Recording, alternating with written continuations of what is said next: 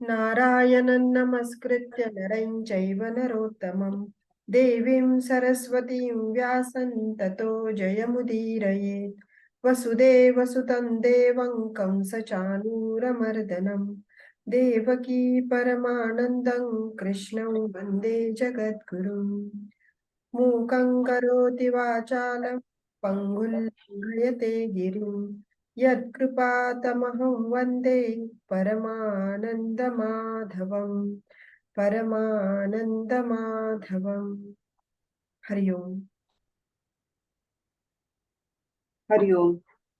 कशी झाली दिवाळी सगळ्यांची? छान. 2 आठवड्यानंतर भेटतो आहोत आपण. तिसऱ्या अध्यायातला आपण मागच्याला 32 आणि 33 केले होते, पण 32 राहू देत, कारण त्याचा आपण आढावा आधीच्या भागात केलेला होता. 33व्या श्लोकाच्या उजळणीपासून आपण आज सुरुवात करूया. 33व्या श्लोक म्हणूया. कोण म्हणणार आहे? कमी म्हणू मी. सदृशं चेष्टते स्वस्य प्रकृतेर्ज्ञानवानपि प्रकृतिं यान्ति भूतानि निग्रह किं करिष्यति. आता समश्लोक वाचते गीताई मधला. ज्ञानी हि वागतो त्याच्या स्वभावास धरून या स्वभाववशही भूते बलात्कार निरर्थक. त्याचा फक्त मराठी अर्थ आधी वाचूया, अन्वय आणि अर्थ. ज्ञानवान अपि, ज्ञानवान व्यक्ती देखील स्वस्याहा प्रकृते हे सदृश, आपल्या प्रकृतीच्या अनुसार चेष्टते म्हणजे व्यवहार करते. भूतानी प्रकृतीं यान्ति, सर्व सजीव आपल्या प्रकृतीच्या वळणावर जातात. निग्रह किं करिष्यति, असे असताना निग्रह काय करणार. आता इथे या 33व्या श्लोकापासून एक नवीन विषय सुरू झालाय, तो म्हणजे काम नियंत्रण आणि आत्मारामाचा वेध. आता 31, 32, 30, 31, 32 हा विभाग आपण बघितला. त्यात 30व्या श्लोकामध्ये एक मत मांडलं, एक सिद्धांत मांडला परमेश्वराने, की कशा पद्धतीने साधकांनी वागावं. आणि मग 31व्या आणि 32व्या श्लोकात काय सांगितलं. 31व्या श्लोकामध्ये जे भगवंतांच्या मतानुसार श्रद्धेने वागतात त्यांचं कसं भलं होतं आणि ते कसे कर्मबंधनातून मुक्त होतात. आणि 32व्या श्लोकात सांगितलं की जे हे परमेश्वराकडे किंवा परमेश्वराच्या मताकडे दोषदृष्टीने बघतात त्यांचा कसा नाश होतो. मग आता इतकं भगवंतांनी मत मांडून सुद्धा काही जण त्याप्रमाणे करतात आणि काही जण त्याप्रमाणे करत नाही, असं का. आता आपल्यालाही जीवनामध्ये अशा गोष्टी येतात की आपल्याला सगळं कळलेलं असतं पण वळत नसतं. तर ते कळणं आणि वळणं यातल्या मधल्या गॅप मध्ये काय, कोण कार्यरत असतं आणि कसे अडथळे निर्माण होतात, हाच या विषय विभागाचा म्हणजे विषय आहे की काय होतं नेमकं, आपल्याला तफावत कळणं आणि वळण्यामध्ये तफावत का पडते. तर प्रकृती हे त्याचं कारण सांगितलं की काही जण परमेश्वराचा सिद्धांत ऐकतात आणि त्याप्रमाणे आचरण करतात, तर त्यांची प्रकृती त्यांना अनुकूल असते. आणि ज्यांची प्रकृती त्यांना प्रतिकूल असते ते विरुद्ध वागतात प्रत्यक्ष परमेश्वराने सांगून सुद्धा. आणि प्रकृती म्हणजे आपण बघितलं स्वभाव. त्या स्वभावामध्ये पूर्वजन्मीचेही संस्कार असतात आणि या जन्मीचेही संस्कार त्याच्यामध्ये स्वभाव बनण्यामध्ये, स्वभावाची जडणघडण होण्यामध्ये कारणीभूत असतात. आणि ही व्यक्तिगत स्वभावाची भिन्नता ज्ञानी लोकांच्या मध्ये कशी असते त्याच्यासाठी आपण एक श्लोक बघितला होता. 4 प्रकारचे ज्ञानी, कृष्ण, शुक, जनक राजा आणि राम आणि वसिष्ठ, हे सर्वही जण ज्ञानी असूनही त्यांचे प्रकृती धर्म कसे निराळे आहेत आणि त्याप्रमाणे ते कसे वेगळे वेगळे वागतात, असं फार छान उदाहरण आपण बघितलं. त्याच्यानंतर आपण बघितलं की ज्ञानवान, ज्ञानवान मध्ये सुद्धा 2 प्रकारचे ज्ञानवान. एक अगदी पूर्ण ज्ञानी पुरुष, जे पूर्णत्वाला त्यांचं ज्ञान स्थिर झालेलं आहे असे. मग त्यांच्यासाठी हे विधान कसं लागू पडतं की ते आपल्या प्रकृतीनुरूपच वागतात. तर ते दैवी गुण त्यांच्यामध्ये व्यवस्थित स्थिर झालेले असतात, त्यामुळे ते आपल्या दैवी प्रकृतीनुसारच आणि नेहमीच चांगलंच वागतात. ते त्याच्या विरुद्ध वागूच शकत नाही. म्हणजे उपभोग दृष्टीने ते जगाकडे किंवा इतरांच्याकडे पाहूच शकत नाही.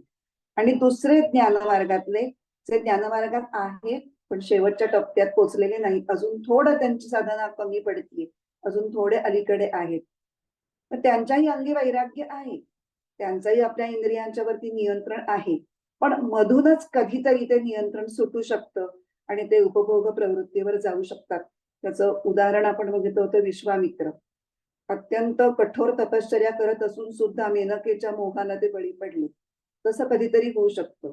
मग या दोन ज्ञानीमधला आपण फरक काय बघितला होता? दोघांच्या ठिकाणी वैराग्य आहे, पण एकांच्या ठिकाणचं जे वैराग्य आहे, जे अपूर्ण ज्ञानी म्हणू आपण, अपूर्ण ज्ञानींच्या ठिकाणी ज्या कामना आहेत त्या कंट्रोल स्वरूपात आहेत.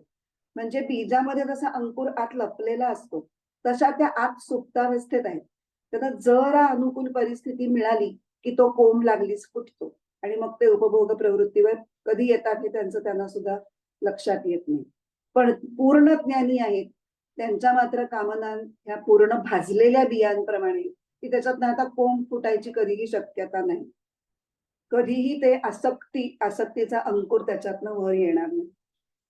इथे आपण हे दोन बघितलं होतं आणि ज्ञानवान आणि इतरांमधला फरक पण बघितला होता की इतर जे असतात त्यांच्यामध्ये काही थोडे तरतम असतात की काही अधूनमधून कामनिक पातळीवरती येतात, तर काहींना पारमार्थिक निष्कामता ही माहितीच नसते, त्यामुळे ते कायम कामनिक पातळीवरतीच बुडून गेलेले असतात आणि काही तर त्याच्याही पुढे असतात की कामनिक पातळीचा इतका अतिरेक होतो प्रवृत्तीचा त्यांच्यामध्ये की मग ते पापाचरणच जास्त करत. मग अशी विविध स्वभावाचे टप्पे आणि पैलू एक्सप्लेन केल्यानंतर जर हे आपण वाक्य बघितलं की अशा प्रकारे सगळे प्राणी मात्र हे आपापल्या प्रकृतीच्या वळणावर जातात. मग निग्रहाचा काय उपयोग? मग असं वाटेल की ह्याच्यामध्ये सगळं असं म्हणजे अगतिकपणे म्हटलेलं आहे की काही नाही, तुम्ही कसंही करा, काही ज्ञान शिकू नका, जे तुमचं व्हायचं तेच होणार, असं नाहीये म्हणायचं. असं अजिबात म्हणायचं नाहीये. त्यांना फक्त एक वास्तवतेचा त्यांना भान आणून द्यायचंय आणि एक सावध करायचंय साधकाला की तुमचं वैराग्य काय प्रकारचं आहे, आत्मपरीक्षण करा, तुम्ही कुठे कमी पडताय ते पहा आणि सतत सावध राहा. परमार्थाचा मार्ग हा सतत सावध राहण्याचा आहे आणि कुठल्यातरी कल्पना राज्यामध्ये गुंतून जाऊ नका. आता हे झालं म्हणजे माझं पुढे नीटच होईल, आता मी उत्तम साधकच झालो, त्या कल्पनेत रमू नका. तुम्ही प्रत्येक पावलावर जागरूक राहा, हे सांगण्यासाठी असं म्हटलेलं आहे. म्हणून निग्रह किंकरिष्यती या वाक्याने हे तर सगळ्यांसाठी तर आहेच आणि अर्जुनाला सुद्धा सांगण्याचा प्रयत्न आहे की बाबा रे, तू जरी गोष्टी करत असलास की मी आता भिक्षा मागूनच हे करणं मला परवडेल युद्ध करण्यापेक्षा, तरी तो तुझा स्वधर्म नाही. तुझ्यात जी क्षात्र प्रकृती विकसित झालेली आहे त्यानुसार वागणंच तुझ्या हिताचं आहे. कुठल्या तरी एका भावनिक उद्रेकामध्ये तू तुझी क्षात्र प्रवृत्ती सोडून देशील आणि वनात निघून जाशील आणि कंदमुळं फळं खाऊन राहून आता मी भिक्षा मागून राहीन वगैरे असं म्हणशील, तर तुला तसं करता येणार नाही. हा तुझा हट्ट आणि आडमोठेपणा तुला त्रासदायक ठरेल. तर कर्तव्य कर्मात तुझ्या क्षात्र प्रवृत्तीचं योग्य प्रकारे नियोजन करणं एवढंच तुझ्या हातात आहे आणि ते तू नीट कर, हे सांगण्यासाठी हा श्लोक सांगितलेला. आता आपण पुढचा श्लोक वाचूया. 34वा वाचते मी. इंद्रियस्येन्द्रियस्यार्थे रागद्वेषौ व्यवस्थितौ तयोर्न वशमागच्छेत् तौ यस्य परिपन्थिनौ. इंद्रियस्य अर्थे समश्लोक वाचायचा. इंद्रियी सेविता अर्थ रागद्वेष उभे तिथे वश होऊ नये त्यास ते मार्गातील चोरची. इंद्रियस्य अर्थे म्हणजे प्रत्येक इंद्रियांचे त्याच्या विषयात रागद्वेष व्यवस्थित, प्रीती आणि द्वेष स्थित असतात. तयोः वशम न आगच्छेत, त्यांच्या अधीन होऊ नये. ही म्हणजे कारण अस्य तौ, ह्या कल्याण मार्गावरचे हे दोघं परिपंथीनौ म्हणजे लुटारू किंवा वाटमारे आहेत. आता मागच्या श्लोकामध्ये आपण बघितलं की ज्ञानी सुद्धा आपल्या प्रकृती स्वभावावर जातात. अल्पज्ञ आणि मूर्खांचं तर काही बोलायलाच नको, म्हणजे ते तर त्यांना तर प्रकृती जुमानणारच नसते. मग असं जर राहिलं तर मग पौरुष प्रयत्नांना काही अर्थ आहे की नाही? म्हणजे कोणी मग आपला स्वभाव बदलण्यासाठी किंवा परमार्थ मार्गावर पुढे जाण्यासाठी काय नेमके प्रयत्न करायचे? ते सक्सेसफुल होतील का होणार नाही, जर प्रकृती एवढी बलवान असेल तर? आणि दुसरी पण एक शंका येते, की जी शास्त्र वचनं आहेत, शास्त्रामध्ये काय सांगितलेलं असतं, अशा अशा परिस्थितीमध्ये या माणसांनी असं असं करावं, असं असं करू नये. त्याला म्हणतात विधी आणि निषेध. पण विधी आणि निषेध सांगणारी जी शास्त्र आहेत, मग ती निरर्थकच होतील ना, त्यांचा वापरच कोणी करू शकणार नाही. कारण शास्त्रांच्या प्रमाणे आचरण करण्याऐवजी प्रत्येकजण आपापल्या स्वभावानुसारच आचरण करत राहील, तर शास्त्रांचा वापर कधी कोण करणार आणि कसा त्याचा उपयोग होणार? अशी पण शंका मनामध्ये निर्माण होऊ शकते. त्याच्यावर हा श्लोक हे उत्तर देतो, की प्रत्येक इंद्रियांचं त्या विषयांमध्ये काहीतरी आवडतं असणार, नावडतं असणार, हे जरी स्वाभाविकपणे असलं, तरी त्यांच्यामध्ये रमून न राहता त्यांच्यावर नियंत्रण ठेवणं, इथे पौरुष प्रयत्न आपल्या कामाला येतील. आणि मनुष्य जन्मामध्ये आपल्याला क्रियमाण कर्माचं स्वातंत्र्य आहे. आणि ते क्रियमाण कर्माचं स्वातंत्र्य जागरूकपणे जर आपण योग्य अप्रोप्रिएटली जर त्याचा वापर केला, तर मग आपण राग आणि द्वेष ह्यांच्या अधीन न होता आपण त्यांचे स्वामी होऊ शकतो. आता इंद्रिय आणि त्यांचे विषय हे कसे आहेत, आपल्याकडे 24 तास कामाला ठेवलेली माणसं असतात की नाही, तसे ते आपल्या शरीरात 24 तास उपलब्ध असतात, उपस्थित असतात. आणि त्यामुळे आपली त्यांच्याशी जास्त जवळीकही असते आणि संबंधही खूप सारखा येतो.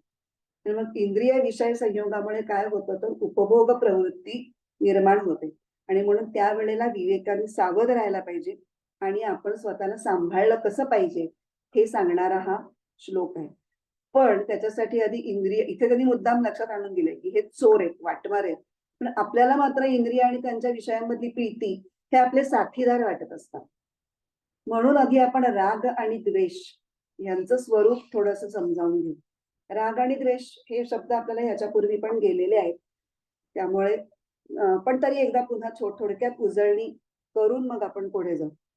किंवा इंद्रिय आणि विषय यांचं परस्पर आकर्षण जेव्हा एका विशिष्ट पद्धतीने पूर्ण होतं, म्हणजे इंद्रियाला विषयाची ओढ लागते, मग तो विषय मिळतो आणि अनुकूल संवेदना निर्माण होतात. म्हणजे ते आकर्षण एका विशिष्ट पद्धतीने, अनुकूल पद्धतीने पूर्ण होणं. मग ते झालं की काय होतं, जे सुख मिळतं ते पुन्हा पुन्हा मिळावं असं वाटायला लागतं आणि त्याचा एक संस्कार तयार होतो. हा, या गोष्टींनी मला सुख मिळतंय, ही गोष्ट माझ्या आवडीची आहे.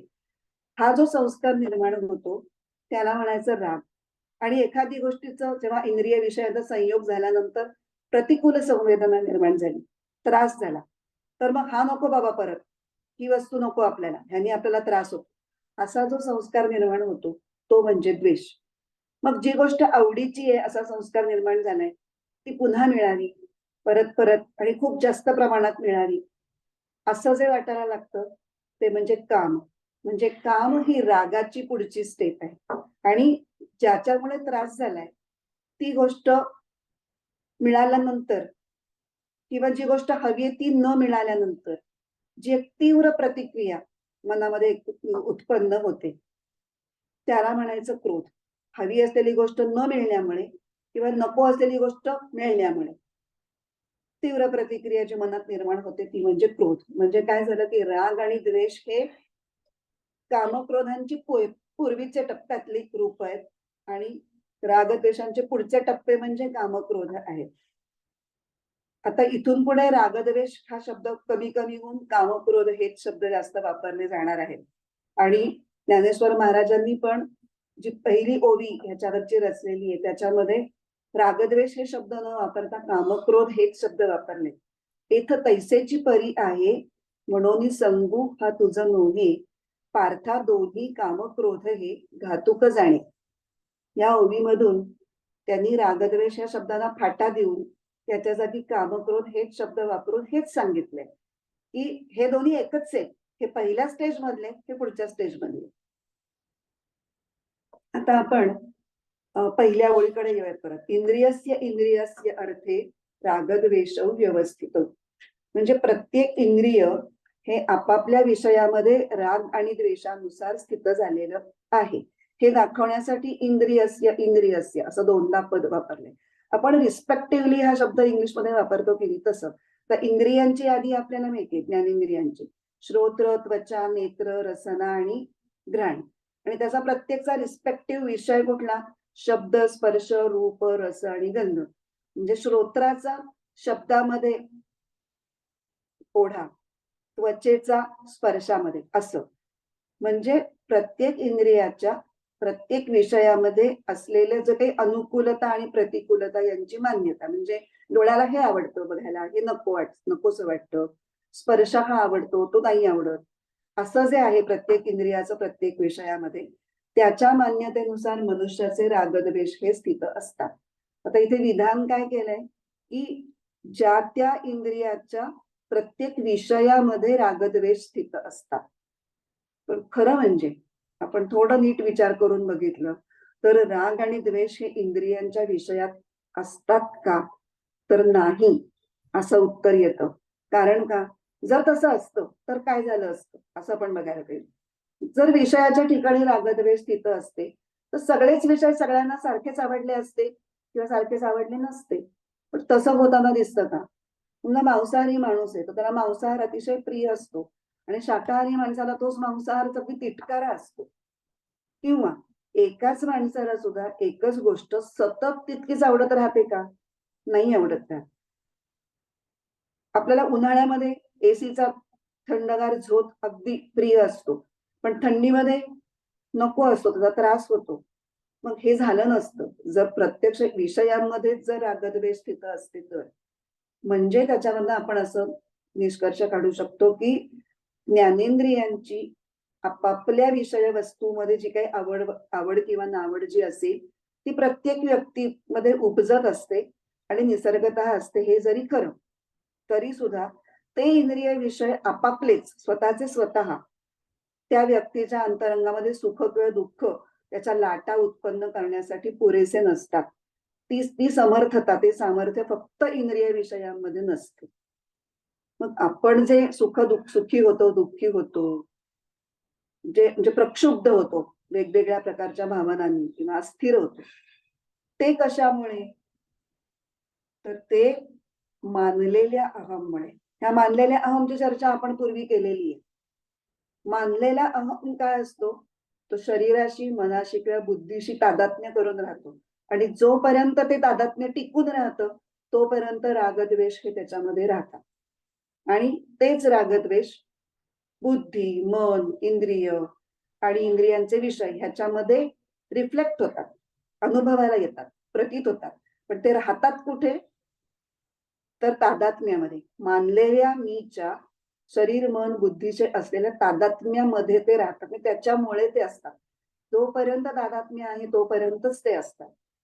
याच अध्यायाच्या 37 ते 43 या श्लोकांमध्ये भगवंत याच रागद्वेषाला कामक्रोध तर म्हणतातच.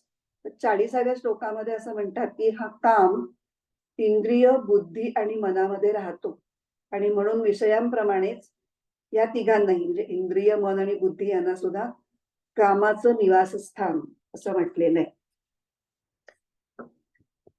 आता जेव्हा जेव्हा मन हे बाहेरील असंख्य वस्तूंच्या संपर्कात येतं तेव्हा ते स्वतःच्या आवडीच्या वस्तू कवटाळण्यासाठी धावायला लागतं. त्यांच्या मागे धावत सुटतं. अगदी धापा टाकायला ची वेळ आली तरी ते धावतच राहतं. आणि उलट नको असलेल्या गोष्टींच्या पकडीतून दूर जाण्यासाठी ते धडपडत असतं. ह्याच्यातून काय सिद्ध होतं की रागद्वेषाच्या मुळेच साधकाची कर्मामध्ये प्रवृत्ती होते किंवा निवृत्ती होते. आणि असं जेव्हा असतं म्हणजे आवडलं म्हणून करायचं, नावडलं म्हणून नाही करायचं, म्हणजे प्रवृत्ती आणि निवृत्ती. असं जेव्हा व्यक्ती वागते तेव्हा आपण म्हणतो की ती व्यक्ती ही रागद्वेषाच्या अधीन आहे. मग अशा अधीन व्यक्तीला रागद्वेषांचा काय तोटा होतो? तर ते त्याला शारीरिक, मानसिक, बौद्धिक अशा सर्व पातळ्यांवरती अगदी थकवतात. सतत त्याला कामाला लावतात. हे हवं त्याच्या पाठीमागे पळ, ते नको त्याच्यापासून सूट. ह्याच्यामध्येच तो गरकर राहतो आणि तो दमून जातो. पण आणि ह्याच्या पलीकडे सुद्धा अजून काही तोटे होतात. ते म्हणजे तो त्या व्यक्तीच्या चुकीच्या वासना वाढवतो. रागद्वेष. आणि त्याच्यामुळे त्या चुकीच्या वासना वाढत गेल्यामुळे त्याच्या हातून चुकीची कर्म घडतात आणि त्याच्यामुळे सुख आणि शांती ही पूर्ण नष्ट होते. म्हणून त्यांना इथे चोर म्हटलेले आहे, की ज्ञानमार्गावर चालणाऱ्या साधकाची सुख शांती ते लुबाडून घेतात आणि त्याला त्या ज्ञानमार्गापासून ते भरकटवतात दुसरीकडे दुसरीकडे घेऊन जातात, त्याला विषयांच्याकडे घेऊन जातात, ध्येयापासून परावृत्त करून. आणि म्हणून त्या श्लोकात मग दुसऱ्या ओळीच्या सुरुवातीला म्हटलंय, तयोर्न वशमागच्छेत, त्यांच्या अधीन राहू नका. मग आता ते अधीन राहू नका, तर त्याच्यासाठी प्रयत्न तर करणं भाग आहे. काहीच प्रयत्न जर केले नाही तर आपलं तर काही होणार नाही. मग काय त्याच्यासाठी उपाय आहेत? दोन मुख्य उपाय आहेत. एक तर पहिला उपाय आहे भगवंताला संपूर्णपणे शरण जाणं. 18व्या अध्यायात तो श्लोक आहे, सर्व धर्मान परित्यज्य मामेकम शरणं व्रज अहम त्वा सर्व पापेभ्यो मोक्षयिष्यामि मा शुचः.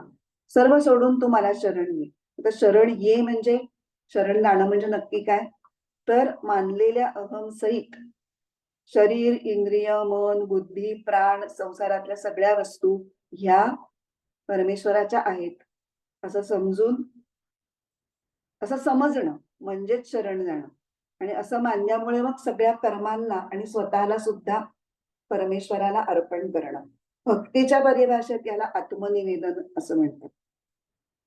30व्या श्लोकात भगवंतांनी जो सांगितलेला आहे उपाय, मयी सर्वाणि कर्माणि संन्यस्याध्यात्मचेतसा निराशीर निर्ममो भूत्वा युध्यस्व विगत ज्वरः. हे करायचा प्रयत्न करायचा आहे. सगळी कर्म परमेश्वराला अर्पण करायची आणि निष्काम, निर्मम आणि शोक संताप, म्हणजे आता आपण त्यावेळेला बघितलं होतं की निष्कामता ही भविष्यातल्या कल्पनांपासून तुम्हाला बाजूला करते. निर्ममता प्रेझेंट मध्ये म्हणजे वर्तमान काळामध्ये जे आपण घट्ट धरून बसलोय त्याच्यापासून मोकळं करते. आणि शोक आणि संताप ही नेहमी स्मृतींमधले असतात आणि स्मृती या पूर्व काळातल्या असतात.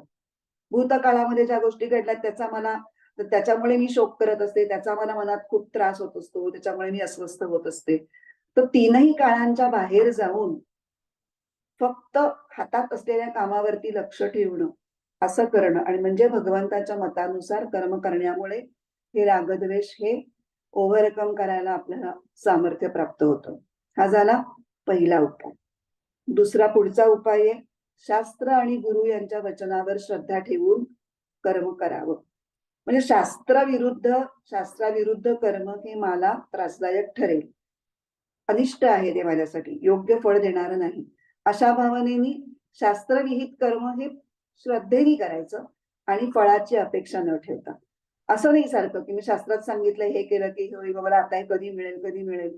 शास्त्रात सांगितलं म्हणून करायचं, फळ मिळायचं असेल तेव्हा मिळेल, जे मिळायचं असेल तर मिळेल आणि जर मिळायचं असेल तर मिळेल, नाही तर मिळणार नाही, तरीही मी शास्त्रात सांगितलेलं कर्म करेनच. असं जर तुम्ही वागलात तर अशी व्यक्ती त्रिगुणांचा स्वामी होत. अशा माणसाला प्रकृती तर छळू शकत नाहीच, उलट तोच प्रकृतीचा स्वामी बनतो आणि प्रकृतीला तो जिंकतो. कारण तो प्रकृतीला का जिंकतो? तर शास्त्रानुसार जेव्हा तुम्ही वर्तन करता किंवा गुरुचा आदेश आहे म्हणून जेव्हा करता तेव्हा तुम्ही तुमची वैयक्तिक आवड आपोआपच बाजूला सरकवून ठेवता. त्याची प्राधान्य जे तुम्ही आतापर्यंत देत असता ते आपोआपच मागे पडतं, ते कमी होतं आणि तुम्ही प्राधान्य शास्त्र वचनाला देता किंवा गुरुच्या वचनाला देता. एक उदाहरण साधं तर चातुर्शास्त्रात सांगितलेलं आहे की चातुर्मासामध्ये कांदा लसूण खाऊ नये. किती जण आपण पाळतो?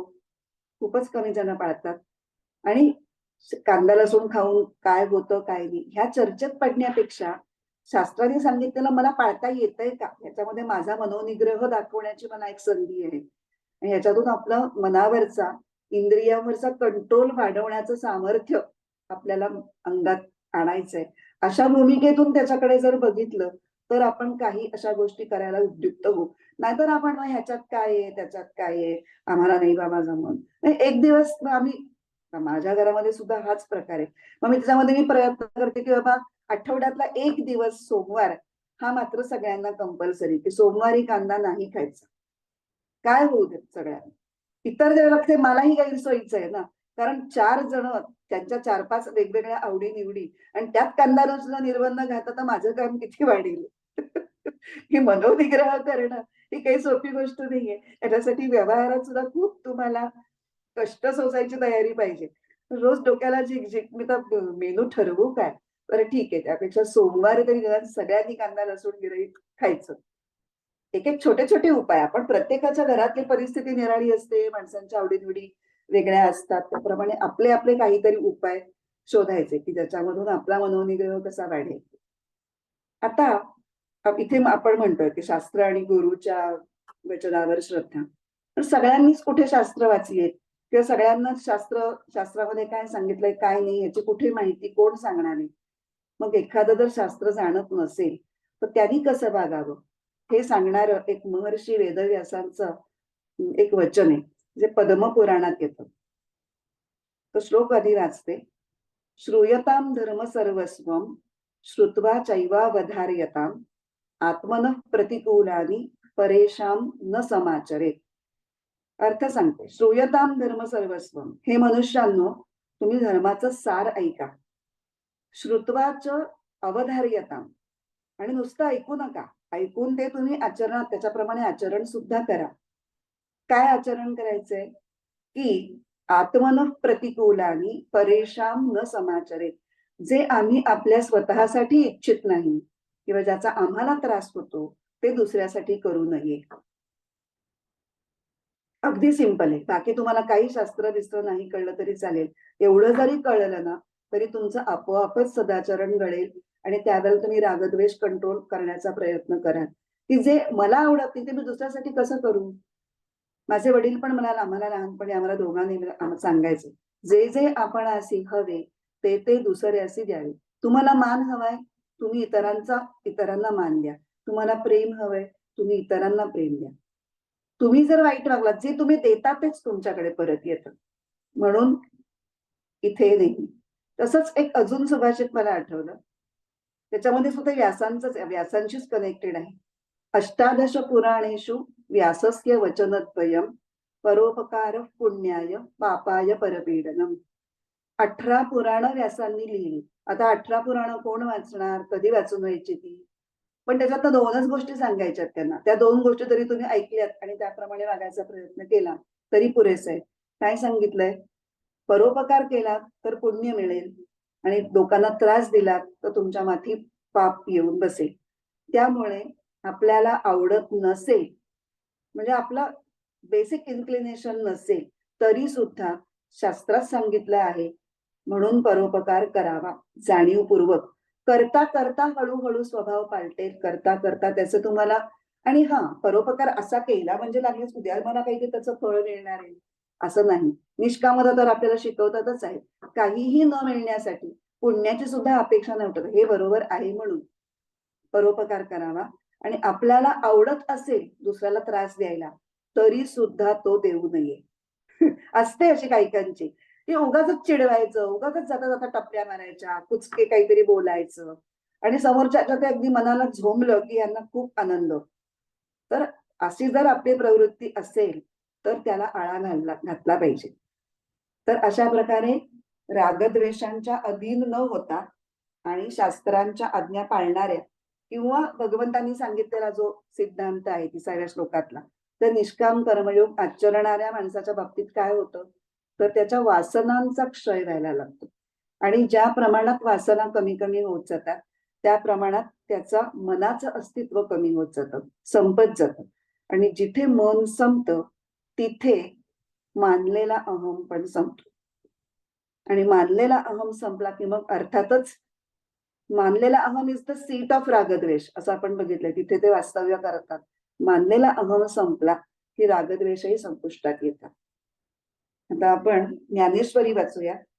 ह्या विभागातल्या श्लोकांवर ज्ञानेश्वरांनी भरपूर ओव्या लिहिल्या आहेत बरं का. आणि अगदी खुलवून, खूप उदाहरणं देऊन असा तो विषय त्यांनी विशद करून सांगितलेला आहे.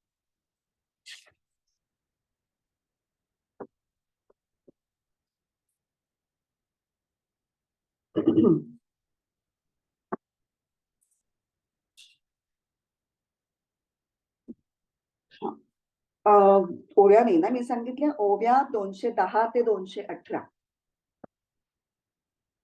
एरवी इंद्रियाची या आरता, सारिखा विषयो पोषिता, संतोषू कीर चित्ता आपजेल. सामान्यतः पाहिले, एरवी म्हणजे सामान्यतः पाहिले तर इंद्रियांच्या आवडीप्रमाणे त्याला विषय देत गेले. इंद्रियांची या अर्थासारखा विषयो पोषिता, तर काय होतं, म्हणजे मनाला सुख होतं. संतोषू कीर चित्ता अपजेल. परी तो सव चोराचा सांगा तू, जैसा नावेक स्वस्तू, जव नगराजा प्रांतू सांडी जेना. परंतु संभावित चोराची सोबत जशी नगराचा सुरक्षित मार्ग सोडीपर्यंत अल्पकाळच सुखाची वाटते. आता हे थोडीशी कन्सेप्ट जराशी एक्सप्लेन करायला पाहिजे की सव चोर, संभावित चोर म्हणजे काय. आता इथे हे संभावित चोर कुठले, राग आणि द्वेष. आणि संभावित म्हणजे काय, ते सभ्य कपडे घालून असतात. म्हणजे वरून ते कळतात की हे मला आवडतं ना आवडतं, ते काय नैसर्गिकच आहे, त्याच्यात काय एवढं. ते काही तुम्हाला हार्म करणार आहेत, हार्मफुल आहेत, हे तुमच्या लक्षातही येत नाही. त्यामुळे तुम्ही सहज प्रवृत्तीने वागत असता. आवडलेली गोष्ट करायची, नावडलेली टाळायची, त्याच्यात काहीच विशेष नाही. पण इथे काय म्हटलंय, सव चोराचा सांगा तू, जैसा नावेकस वस्तू, जव नगराचा प्रांतू सांडीच ना. ते हे जे चोर आहेत ते नगरामध्ये जोपर्यंत आहेत तोपर्यंत तुम्हाला ते त्रास देणार नाहीत. पण एकदा का नगराची सीमा ओलांडली की मग ते त्यांचं खरं स्वरूप तुम्हाला दाखवतील. आता हे नगर कुठलं, तर विषय सुखाचा हवेपणा जो आहे हा सभ्य विस्तारात चोर म्हणजे आवड नावड. आणि नगर कुठलं आहे तर धर्म, नीती, सभ्यता, संस्कृती, विवेक हे जिथे नांदतात ते विवेकनगर. त्या सगळ्यांना म्हणून आपण विवेकनगर असं शॉर्ट मध्ये म्हणू. म्हणजे जो रागद्वेष हा धर्माला धरून आहे, न्यायाला धरून आहे, दुसऱ्याला त्रासदायक नाही, आपल्या संस्कृतीमध्ये ज्या काही गोष्टी कराव्यात करू नयेत सांगितल्यात त्याच्यात काही बिघडत नाहीये त्यांनी, तर मग ठीक आहे. त्या मर्यादेत जर तुम्ही रागद्वेष तुमचे होऊ दिलेत किंवा रागद्वेषाचे परिणाम तुमच्यावर होऊ दिलेत तर चालेल. पण जर तुम्ही नगराची वेस ओलांडली, विवेकरूपी नगराच्या, तर कारण जोपर्यंत विवेक नगरीमध्ये तुम्ही आहात तोपर्यंत त्या विवेकाचं शासन आहे. आणि त्यामुळे ते रागद्वेष तुम्हाला त्रास देऊ नाही शकणार. त्या चौकटीत तुम्ही आहात. पण जेव्हा तुम्ही ती चौकट ओलांडून अमर्यादपणे रागद्वेषाचा अधीन व्हाल तेव्हा ते विवेकाचं शासन संपेल आणि रागद्वेषांचं शासन तुमच्यावर सुरू होईल. तेव्हा ते त्यांचं खरं रूप तुम्हाला दाखवतील. आणि मग काय करतील, ते तुम्हाला पार लुबाडतील, कंगाल करतील आणि तुमचं सत्व हरण करतील. तुमच्यातला सत्वगुण पहिला संपवून टाकतील ते. आणि मग ते आसक्तीचे चोर. आतापर्यंत आसक्ती ही थोडी पुढची स्टेप आहे, रागद्वेष थोडी अलीकडची स्टेप आहे. तर आतापर्यंत नैसर्गिक रागद्वेष या स्वरूपात ते सभ्य कपड्यात आहेत. ते तुम्ही मर्यादा ओलांडली की ते आसक्तीच्या खऱ्या रूपात बाहेर पडतील. आणि मग ते तुम्हाला विषयांच्या दारामध्ये सुखाची भीक मागणारे भिकारी बनवतील. इतके तुम्ही त्यांच्या आहारी जाल की तुमचा विवेक सुटला. म्हणून आपण विवेक गावाची सीमा मर्यादा कधी ओलांडू नये. एक दोन छोटीशी उदाहरणं घेऊ. एखाद्या माणसाला डायबेटीस आहे, त्याला खूप गोड आवडते, पण त्यांनी खायला नाही पाहिजे. जोपर्यंत तो ठीक आहे एखादाच घास खातोय तर तोपर्यंत तो विवेकाच्या गावात आहे. पण एकदा ती धरबंध सोडला की नाही आज माझा काही नाही, आज मी चापून खाणार आहे, मग त्याचं काय होईल, तर त्याचा जो राग आहे त्या गोड वस्तूबद्दलचा जी त्याची आसक्ती आहे ती त्याला संकटात टाकेल. त्याची शुगर शूटअप होईल. त्याच्यानंतर जे काही त्याला परिणाम असतील त्याला ते भोगायला लागतील. किंवा आता द्वेषाचं उदाहरण बघू. एखाद्याला व्यायाम अजिबात आवडत नाहीये, कानी कपाळी ओरडून त्या मुलाला आई सांगते की बाबा रे, तू तरुण आहेस तेव्हाच तुझं शरीर कमावण्याचं वय आहे. एकदा तुझं हे वय गेलं की तुला मग किती व्यायाम, एक तर तू व्यायाम करूही शकणार नाहीस आणि तुला ते परत शरीर तेवढं सुदृढ बनवताही येणार नाही. पण नावड आहे व्यायामाची आणि कमालीची नावड आहे. त्यामुळे तो आज करीन उद्या करीन असं करत करत टाळ करून मग लवकर वयात कुठला तरी रोग मागे लागला, लवकर वयात भयंकर प्रमाणामध्ये जाडीच वाढली, काही झालं, म्हणजे इथे तुम्ही तुमच्या मर्यादांच्या पलीकडे जाताय. रागद्वेष थोड्या प्रमाणात ठीक आहे, त्याची मर्यादा ओलांडली की त्याचा तुम्हाला त्रास होणारच आहे. आणि मग ते तुम्ही त्याच्या अधीन झालात की ते तुम्हाला त्याचा बरोबर बडगा बसणार आहे. तेव्हा वेळीच सावध व्हा. इथे धर्म आणि सभ्यता आणि संस्कृतीमध्ये आरोग्याचे नियम हा सुद्धा एक धर्मच आहे. आरोग्याचे नियम पाळणं हे सुद्धा आहेच त्याच्यामध्ये. आता आपण पुढच्या ह्याच्यातून, तर ही एक जरा ओवी थोडी कळायला अवघड होती. एकदा ती ओवी परत वाचते आणि मग पुढची ओवी वाचते. परी तो सवचोराचा सांगा तू, जैसा नावेकस वस्तू, जव नगराजा प्रांतू सँडीजेना. आता पुढे अजून उदाहरण वेगळं दिलं. बापा विषाची मधुरता, झणे आवडी उपजे चित्ता, तरी तो परिणामू विचारिता, प्राणू हरी. किंवा एखाद्या प्रसंगी कदाचित विषाच्या मधुरतेची भूल मनाला पडली आणि परिणामाचा विचार केला नाही, तर ती भूल जशी प्राणहरण करते. देखे इंद्रिये कामू असे, तो लावी सुख दुराशे, जैसा गळी मीनू आमिषे भुलविजे गा. त्याप्रमाणे इंद्रियांमध्ये जी विषय वासना असते ती भलत्याच सुखाच्या भरीला आपल्याला पाळते. कितीही मधुर असलं आणि मधुर आवडतं म्हणून तुम्ही काय विष प्याल का?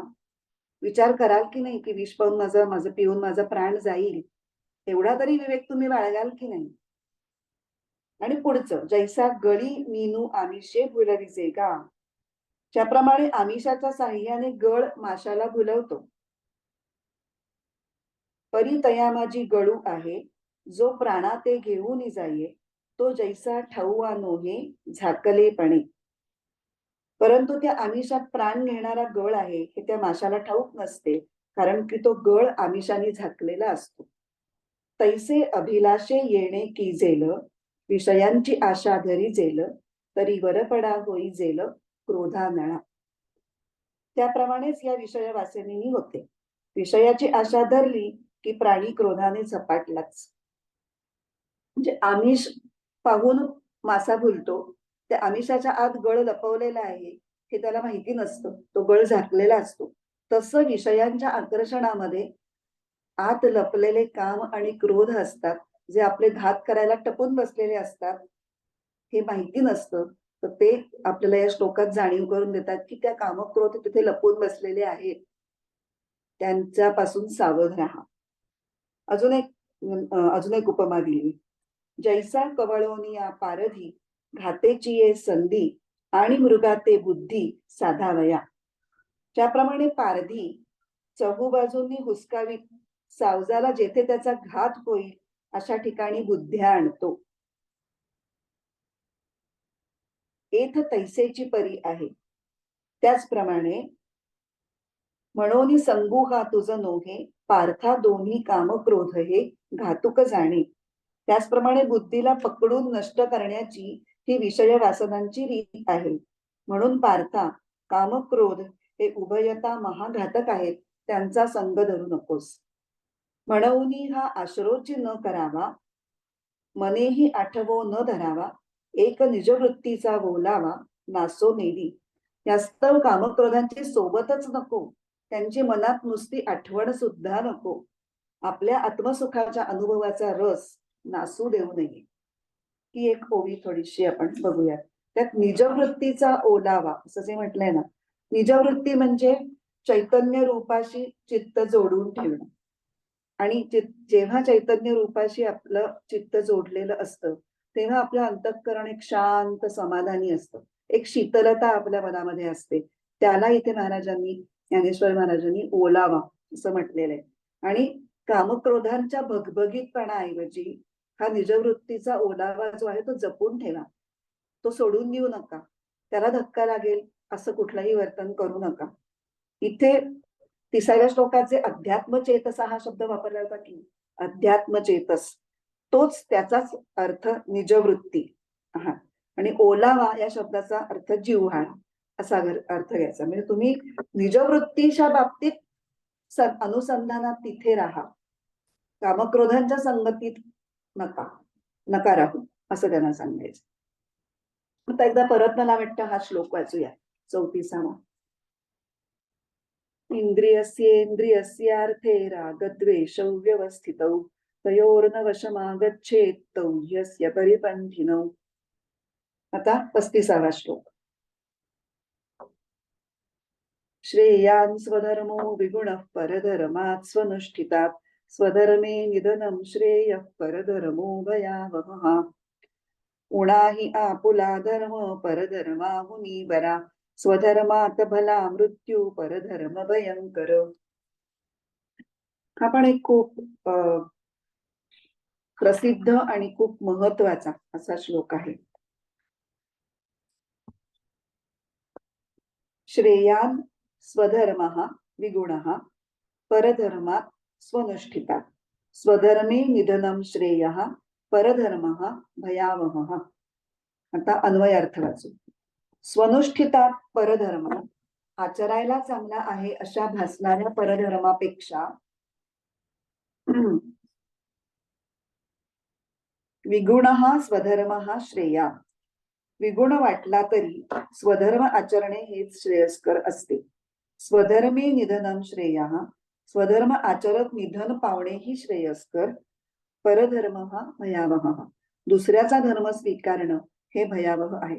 परत फक्त मराठी अर्थ वाचते. आचरायला चांगला आहे अशा भासणाऱ्या परधर्मापेक्षा विगुण वाटला तरी स्वधर्मच श्रेयस्कर असतो.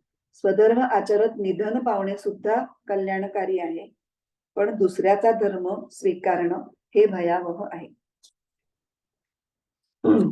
आता या श्लोकातली स्वधर्म परधर्म, इथे तो धर्म धर्म शब्द जो आलाय ना, तो हिंदू धर्म, ख्रिश्चन धर्म, इस्लाम धर्म ह्याच्याशी त्याचा काही संबंध नाहीये.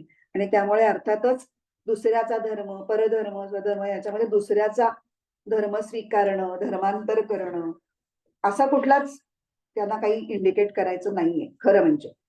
पण समजा या दृष्टीने सुद्धा आपण विचार केला तरी सुद्धा परधर्म हा भयावह आहेच.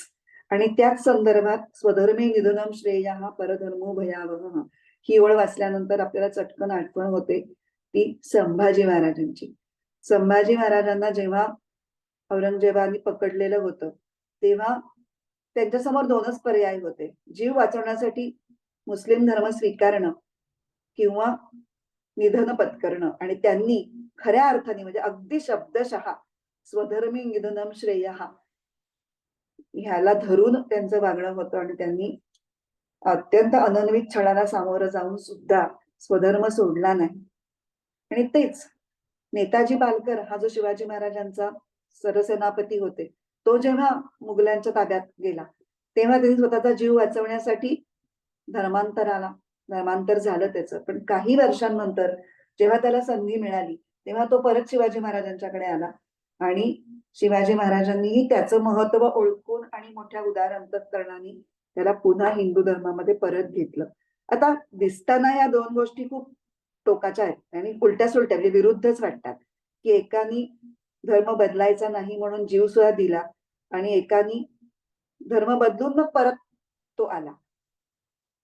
वाटताना त्या जरी विरुद्ध वाटल्या तरी दोघांनीही आपापल्या पद्धतीने स्वधर्मच आचरला असं म्हणायला पाहिजे.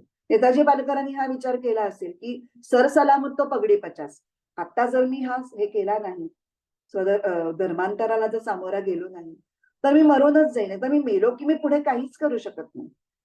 त्यापेक्षा धर्मांतर हे त्यांनी मनापासून केलं नसेल, केवळ बळजबरीपणे केलं असेल आणि मग मला संधी मिळाली की पुन्हा माझ्या धर्मात जाऊन माझ्या महाराजांची सेवा करीन, तर तो सुद्धा एक प्रकारे स्वधर्म पालनच आहे. असो, आता तो आपला विषय नाहीये, पण स्वधर्मे निधनम श्रेया म्हटल्यानंतर एकदम संभाजी महाराजांची आठवण झाली म्हणून मी ते बोललो. आता इथला स्वधर्म काय आहे तो आपण समजून घ्यायला पाहिजे. या श्लोकामध्ये स्वधर्माने काय सांगायचं, तर या अध्यायामध्ये पहिल्यांदा 35व्या श्लोकामध्ये पहिल्यांदा स्वधर्म हा शब्द आलेला आहे. त्याच्यापूर्वी पहिल्या अध्यायात आलेला आहे स्वधर्म हा शब्द, दुसऱ्या अध्यायातही एक दोनदा आलेला आहे स्वधर्म हा शब्द, पण तिसऱ्या अध्यायात मात्र 35व्या श्लोकात पहिल्यांदा आलेला आहे. ह्याच्यापूर्वी कुठले कुठले वेगळे शब्द आले, 8व्या श्लोकामध्ये नियत कर्म आलेले, नियतं कुरु कर्म तिथे. मग 9व्या श्लोकामध्ये यज्ञार्थात कर्मणोन्यत्र लोकोयम कर्मबंधन, ते यज्ञार्थ कर्म हा शब्द आलेला आहे. मग 19व्या श्लोकात कार्यं कर्म समाचर असे वेगळे वेगळे शब्द आले. पण ज्ञानेश्वर महाराजांनी फार सुंदर ह्या सगळ्या जिथे जिथे वेगळे वेगळे शब्द आले, नियत कर्म असेल, यज्ञार्थ कर्म असेल, कार्यं कर्म असेल किंवा स्वधर्म असेल, त्या सगळ्यांचा अर्थ ओव्यांमध्ये त्यांनी विवरण करताना स्वधर्म असाच लावलेला आहे. ह्याच्यावरून काय होतं की हे वेगळ्या वेगळ्या अर्थाने वापरलेले शब्द आहेत असं न वाटता, असं आपल्या लक्षात येतं की वाटलं जरी तसं तरी तसं नसून ते समानार्थीत शब्द आहेत आणि त्या सगळ्यांचाच अर्थ असा आहे की स्वधर्म म्हणजे करायला हवंच असं कर्म म्हणजे प्राप्त कर्तव्य कर्म. मग हे कर्तव्य कर्म फक्त ऐहिक किंवा व्यावहारिक नाहीये. व्यावहारिक तर आहेच, पण त्याचबरोबर ज्याच्यासाठी आपल्याला मनुष्य जन्म मिळालेला आहे त्याच्यातलं मुख्य उद्दिष्ट आहे ईश्वर प्राप्तीसाठी स्वतःला जास्तीत जास्त सुयोग्य करणं. हे जे मानवी जीवनाचं ध्येय आहे ते मुख्य कर्तव्य सुद्धा त्या प्राप्त कर्तव्य कर्मामध्ये आहे. आपल्याला प्राप्त कर्तव्य कर्म म्हटलं की फक्त व्यावहारिक आत्ताच्या परिस्थितीत मला काय करावं लागतंय ते असं वाटतं. ते तर आहेच, ते नाही असं नाही, ते तर आहेच. पण इकडे दुर्लक्ष नाही करायचंय हे सुद्धा त्यांना सांगायचंय. मग आता हा स्वधर्म कसा ओळखायचा? आता या स्वधर्माची आपण वेगवेगळ्या पातळ्यांवरती चर्चा करणार आहोत या श्लोकामध्ये. कदाचित हा पूर्ण होणार नाही. जेवढा होईल तेवढा करू, उरलेला पुढच्या सोमवारमध्ये करूया. अगदी प्रायमरी लेव्हलला स्वधर्म म्हणजे काय? तर वेदविहित कर्मानुष्ठान. वेदामध्ये जे जे करावं म्हणून सांगितलेलं आहे ते करणं. मग वेदामध्ये काय सांगितलेलं आहे? तर वर्ण आणि आश्रम याच्या अनुसार वेगवेगळी कर्तव्य वेगवेगळ्या वर्णाच्या आणि आश्रमांच्या लोकांना सांगितलेले. आता वर्ण काय आहे? 4 वर्ण ब्राह्मण, क्षत्रिय, वैश्य आणि शूद्र. ही जातीवाचक शब्द नाहीत. हे कर्मवाचक आणि स्वभाववाचक शब्द आहेत किंवा योग्यतेनुसार ज्याला या गोष्टी जमतात तो ब्राह्मण. त्याला ज्ञान घेणं, ज्ञान देणं, क्षमाशीलता हे जमतं. विचार करण्याची शक्ती ज्याच्यामध्ये जास्त आहे तो ब्राह्मण. जो शरीराने सामर्थ्य संपन्न आहे त्यांनी सगळ्या समाजाचं संरक्षण करायची जबाबदारी घ्यावी. ज्याची व्यापारी वृत्ती आहे त्यांनी व्यापार करून व्यापारोद्यम करून बरे आणि शूद्र यांनी सेवा करावी. आणि ह्या सर्वच गोष्टी एखाद्या पूर्ण समाजाच्या चांगल्या सुव्यवस्थेसाठी तितक्याच आवश्यक आहेत. फक्त ब्राह्मणच असून चालणार नाही तर फक्त शूद्रच असून चालणार नाही. त्यामुळे त्यात कमी अधिक श्रेष्ठ कनिष्ठ असं काही नाहीये, जातीवाचकही काही नाहीये. तर स्वतःच्या वर्णाश्रमाला आणि आश्रम 4 कुठले? ब्रह्मचर्य, गृहस्थ, वानप्रस्थ आणि संन्यास. या मनुष्याच्या आयुष्यातल्या वेगवेगळ्या टप्प्यावर त्यांनी वेगवेगळ्या पद्धतीने वागावं. परिस्थितीला वेगवेगळ्या प्रकारांनी सामोरं जावं आणि वेगवेगळ्या प्रकारच्या जबाबदाऱ्या सांभाळाव्यात. असा जो एक साधा संकेत आहे तो पाळणं म्हणजे स्वधर्म पाळणं. म्हणजे स्वतःच्या वर्णाश्रमाला आणि आपापल्या अधिकाराला योग्य असं स्वकर्तव्य.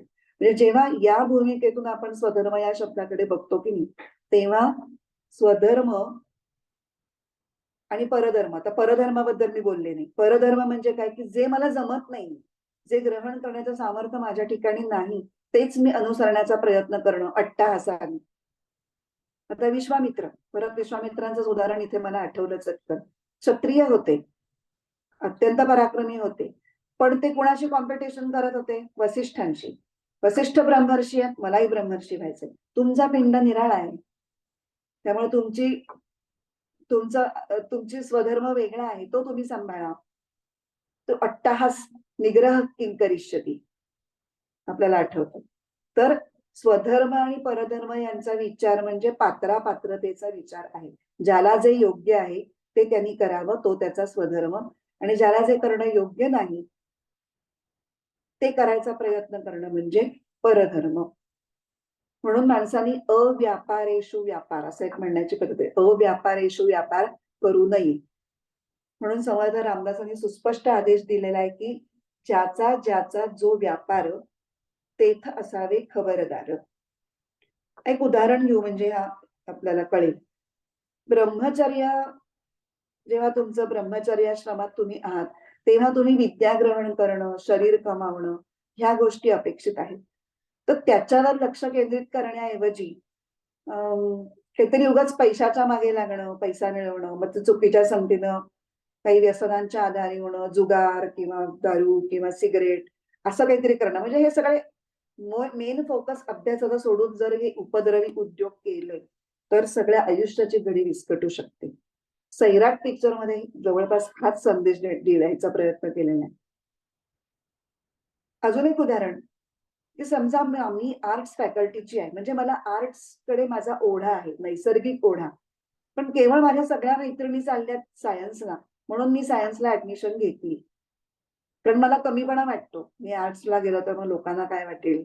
मला मार्कही आहेत सायन्सला द्यायचे, पण माझा ओढा आर्ट्सकडेच आहे. पण तो न ओळखता किंवा माझ्या आई-वडिलांनी दिलेला योग्य सल्ला न मानता, नाही, नाही सगळ्याच सायन्सला जातायत, मी पण सायन्सला जाणार.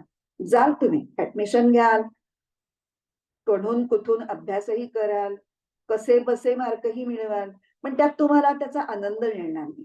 आणि ते शिक्षण तुम्हाला खरंच उपयोगी पडेल का? उपयोगी पडण्याच्या लेव्हलला तुम्ही त्यात प्रगती करू शकाल का? तर मग हे तुम्ही परधर्म आचरायला गेलात असं होईल.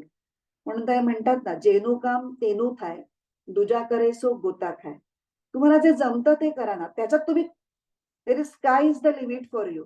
उगाचच नाही त्याच्या मागे लागून तुम्ही तिथे काहीतरी सेकंडरी राहणार. अनेक लोकं असे आय-आय-टी करून जातात. खूप म्हणजे 2-2, 3-3 वर्ष क्लासेस करून झगडून आणि मग आय-आय-टीत गेल्यानंतर ते कोप अप नाही करू शकत त्याला.